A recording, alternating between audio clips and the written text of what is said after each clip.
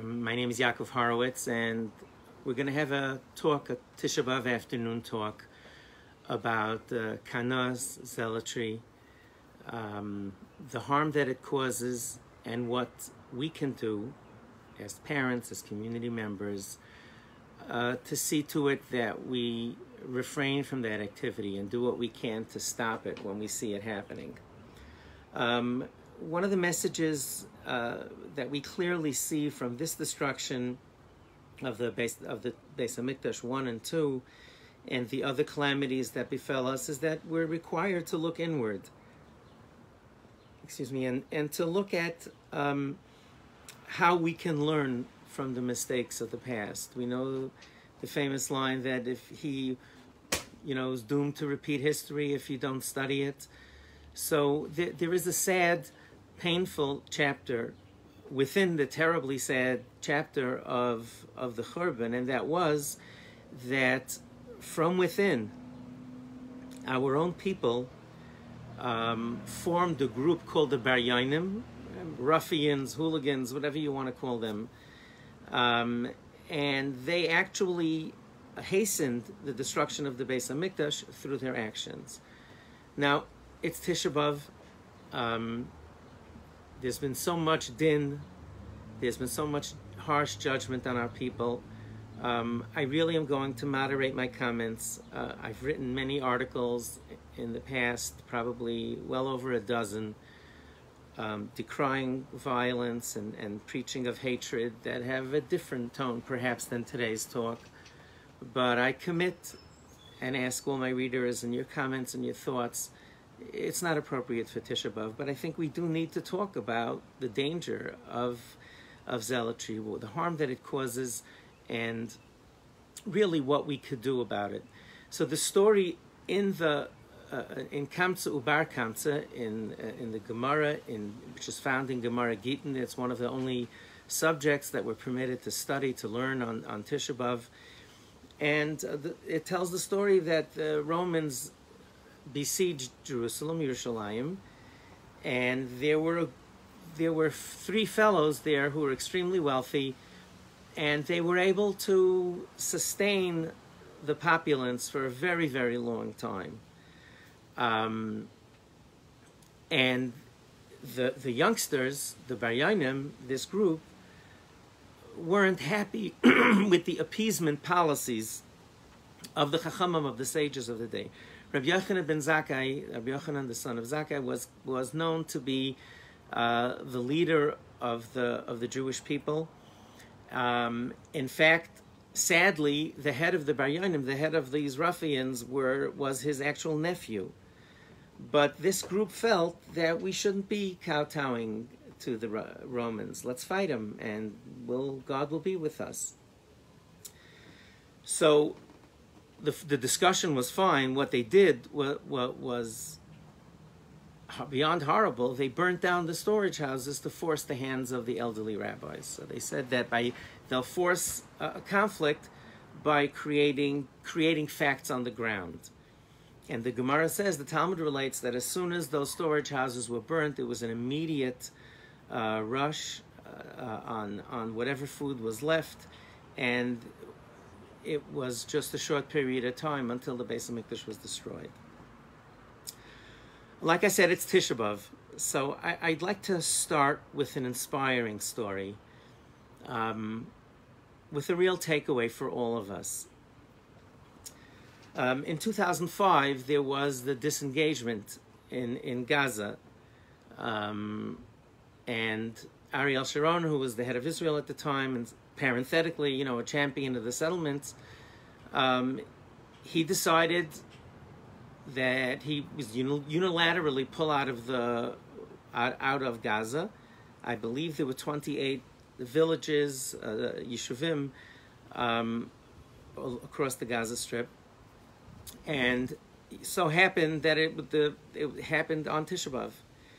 And I remember vividly our daughter Fagi, who I'll speak about later in the story as it relates to this.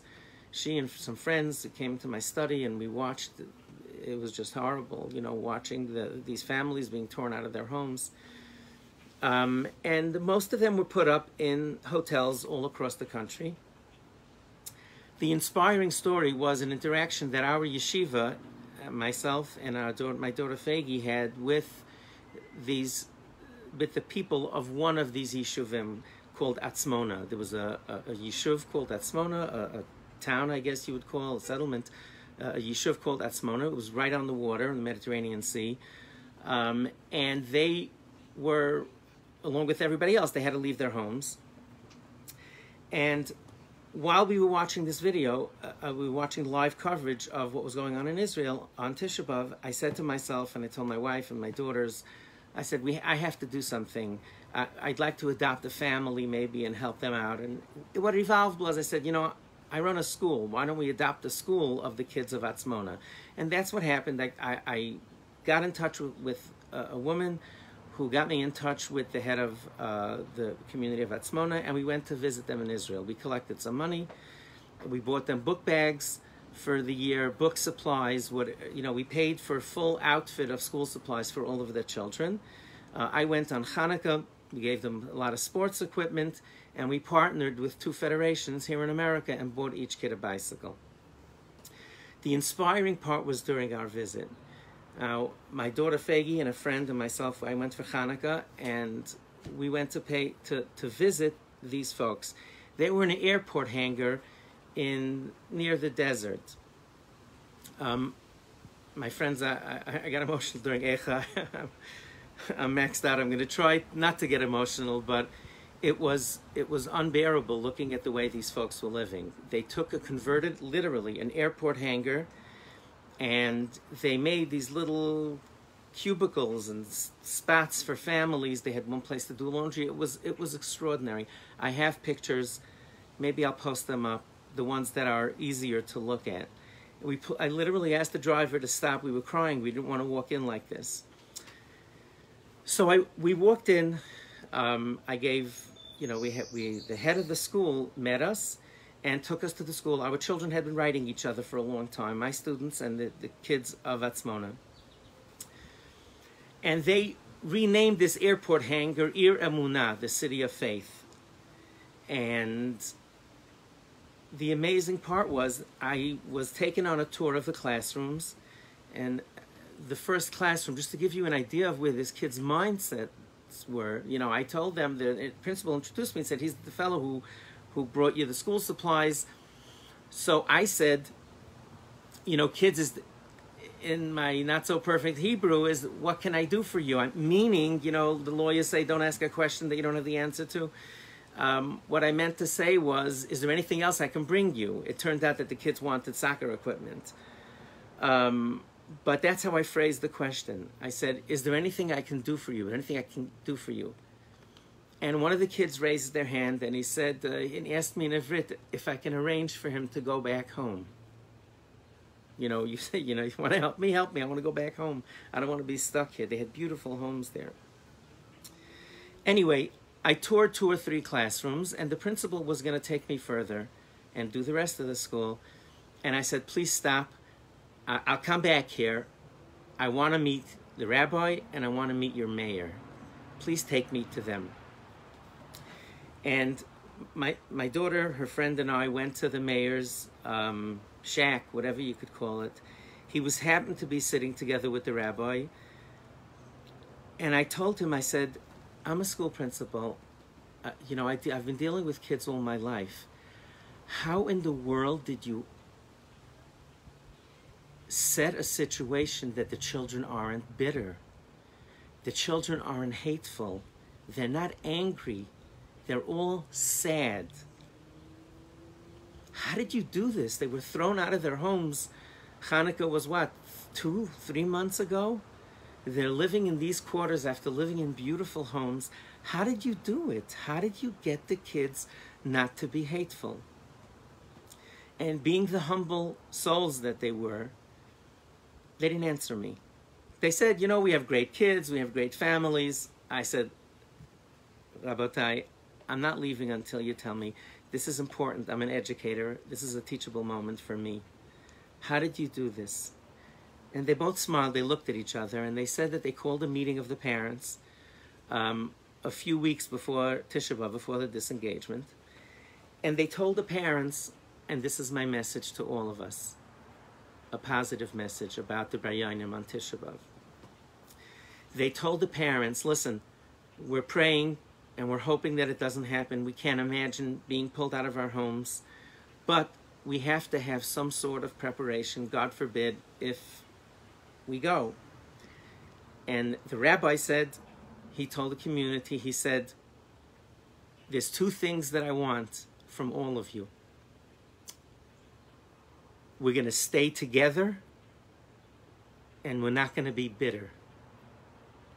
He said those two things. He said, all we have is each other if this goes through. We're going to stay together no matter where we have to go, and we're not going to be bitter. And he told them these words. I remember it like it was yesterday. He said, if we're bitter, we're going to lose the next generation. We're going to lose all of our children if we're going to be bitter. And they kept their words. They turned down beautiful hotel rooms because it would have meant that they would separate. And they felt that once they separated, they'll never get back together. And they said as a group, we're not going, we want to go together. And they stuck to it. They stuck to it. And they named that place Ir Emunah, and there was a wedding one of those nights.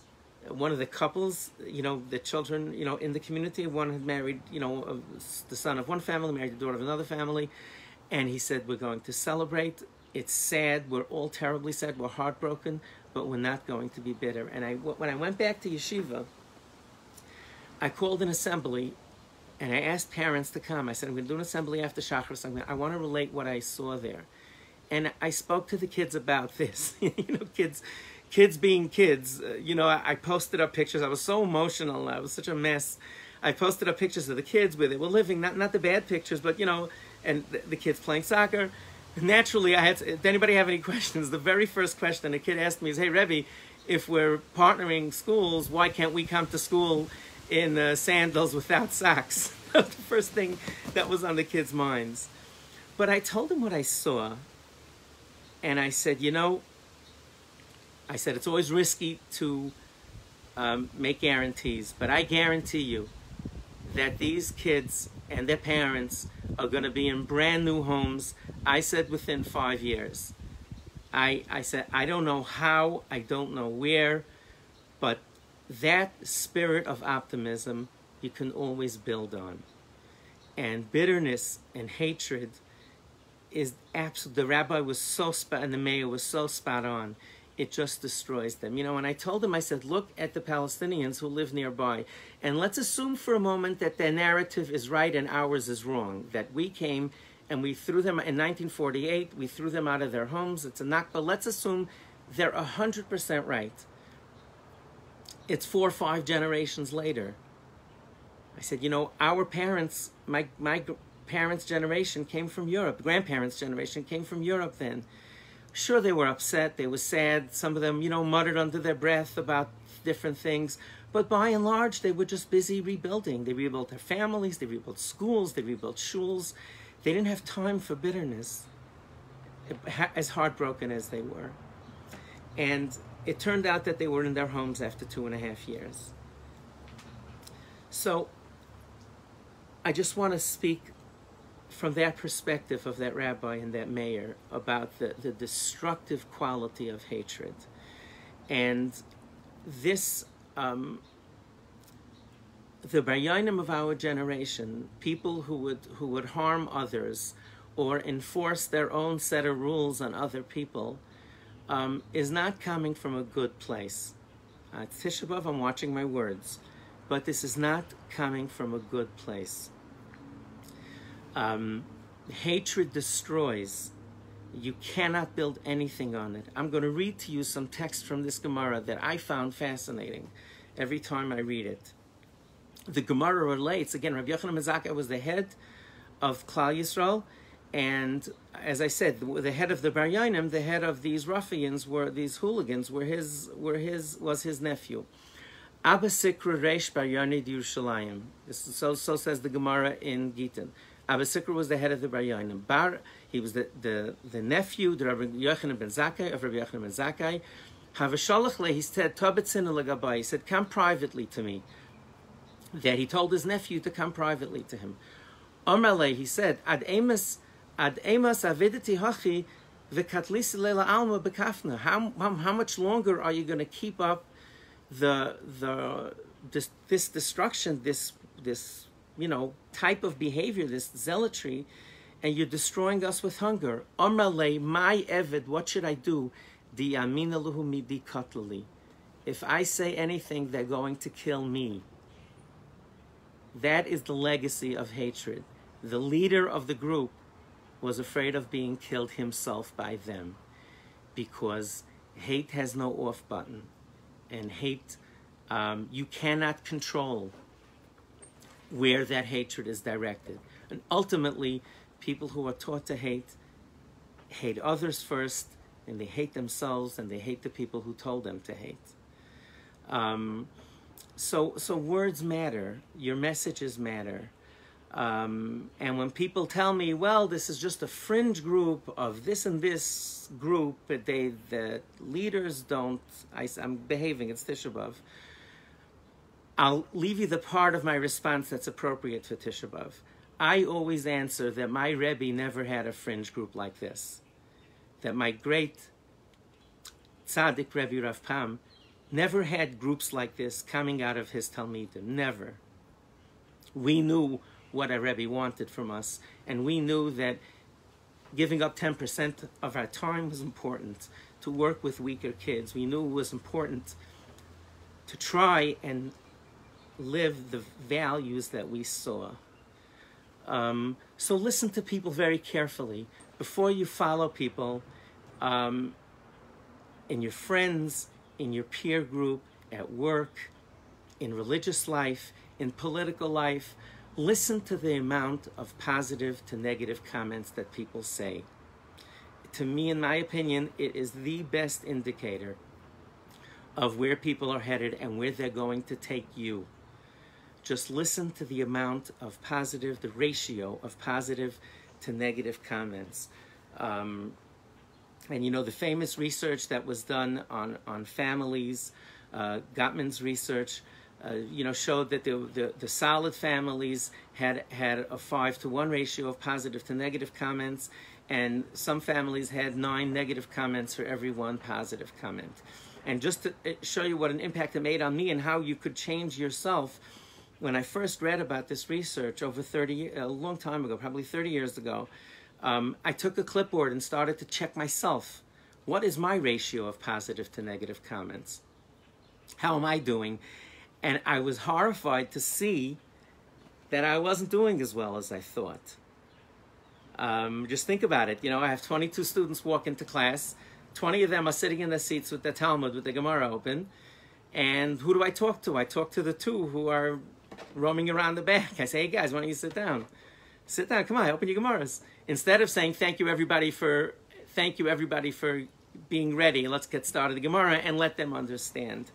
And I tried my very best to modify and learn to think differently. That's message number 1. Surround yourself with people who are positive and run like the plague from people who are negative. When you hear people constantly bashing others and putting people down, you know that that person is not going to a good place. And if he's a leader of people, he or she, they're going to lead them in a really dark place. Now, the issue of Kaddish Atzmacha B'Mutalach, which is the idea of taking chumras on oneself, of taking stringencies or Lefnim Mishur Sadin, is absolutely appropriate. And, in fact, the Ramban, if you look at the beginning of Parshas Kedoshim to you, if I remember, I'll send you all a video that I made on this Parsha speaking about this Kaddish Atzmacha B'Mutalach. The Ramban has a different approach than Rashi, and he says that Kedoshim to you means that you could, in theory, you could keep every positive and negative commandment of the Torah and still be a coarse person. And it means you should elevate yourself and take stringencies on yourself that the Torah does not discuss. Kaddish Atzmacha, make yourself holy, b'mutalach, even with things that are permitted to you. Now, there's another approach that there are so many prohibitions in the first place, we shouldn't be adding to them. If you're interested and want to research this, after Tisha B'Av, it's like real learning. Go have a look at the whole idea of a Nazir, of someone who makes a vow, not to consume wine and not to cut their hair. And there's a discussion there if that is an appropriate thing for someone to do. But the things that when people ask me, about Kanoim overall and about zealotry, I say that there are three categories to see if someone is following a healthy Kaddish Atzmacha B'Mutalach, to take something that is appropriate chumrah. Number one, it's within the realm of Torah, of established Masorah, of tradition, not something that's beyond the Masorah that somebody started now. That's number one. Number two is that it's personal. It's not imposed on others. And you look at great people, they take chumras, they do things themselves. They rarely, truly great people, very rarely try to push their chumras on other people. And the third thing is, God forbid, if that chumrah, people are willing to resort to violence, that's a clear indication that something is terribly, terribly wrong there. I think these three guidelines I believe will serve you well in figuring this all out. And as far as when we see that people are being victimized by zealots, it's the same approach as abuse and bullying. Look up one of our forum leaders. We're just launching forums on thebrightbeginnings.com. Dr. Rona Novick, probably the thought leader in the Orthodox Jewish community. She's the head of Azrieli's Teaching College of Yeshiva University. And she's done fascinating research on bullying prevention. I attended training of hers. She had a program that over 8,000 students used. And one of the most important things they tell you is that the behavior of the bully and the behavior of the person who's being bullied, it's very difficult to affect those in a meaningful way right away. But the people in the middle, that's what matters. And if there's an environment that bullying is not okay, and you stand with people who are being bullied in a classroom, in any public setting, and you say that's not okay, and groups of people walk to the one who is being bullied, that is the most effective thing. And I said I'd be upbeat and encouraging. We changed the culture of child abuse in our community in the past 10, 15 years. We've made so much progress. Sure, we have a way to go. I certainly am not denying that. But look how far we've come in this time. We could set the culture that it's not okay to force people to do things against their will. It's not okay to be harsh with other people. It's Tisha B'Av. I'll leave it at that. So with these three things in mind, realize the power of words, the power of the message that you have, how destructive it is when children see us being hateful and negative, and how inspiring and empowering it is for them to see us have a positive tone even when things in our life are falling apart. The second thing is these guidelines for effective chumras, chumras that are within bounds, and certainly today's environment with everything going on, whatever we could do to carve out more spirituality and Kedusha is appropriate. And stand with people who are being abused. I probably am going to write something after Tisha B'Av, a little bit more building on this, what I think people in Israeli society can do about this and the like. But it's everywhere. Stand with people who are being bullied. In the schus of, in the merit of us trying to improve ourselves and trying to make the world a better place, one person at a time, ourselves, our inner circle, and radiating beyond that. We should be zocha to the rebuilding of the Beis HaMikdash speedily in our time. Have a meaningful and easy rest of the fast.